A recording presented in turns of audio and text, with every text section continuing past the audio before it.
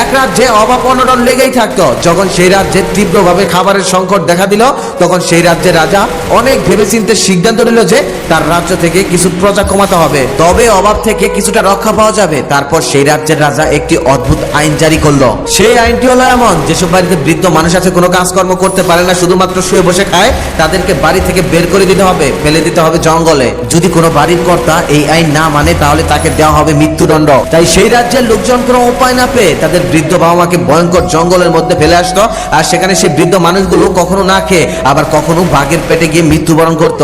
আবার বুড়ো বুড়িকে বনবাসে না পাঠিয়ে উপায় ছিল না কারোই, কারণ ওই রাজ্যের প্রহরীরা ঘুরে ঘুরে প্রত্যেক বাড়ি দেখতো যে কারা এই আইন অমান্য করছে। যদি সেই রাজ্যের কেউ এই আইন অমান্য করত, বুড়ো বুড়িকে বসিয়ে খাওয়াতো, তাহলে প্রহরীরা তাকে ধরে নিয়ে গিয়ে সাথে সাথে মাথা কেটে ফেলতো ঘেচাং করে। এই ভয়ে সবাই তাদের বাড়ির বুড়ো বুড়িকে বনবাসে পাঠানো শুরু করে দিল। সেই রাজ্যে একটি ছেলে ছিল, তার একটি বৃদ্ধ বাবা ছিল, যে কোনো কাজকর্ম কিছুই করতে পারতো না, শুধু বসে বসে খেত। কিন্তু তার বাবাকে সে অসম্ভব ভালোবাসতো, বাবাও ছেলেকে অনেক ভালোবাসতো। তবুও ছেলেটা রাজার ভয়ে তার বাবাকে বনবাসে পাঠানোর জন্য রাজি হয়ে গেল, কারণ সে কোনো কাজকর্ম করতে পারে না, শরীরে কোনো শক্তি নেই, লাঠি ভর করে হাঁটে। ছেলে কান্না করতে করতে বাবাকে কোলে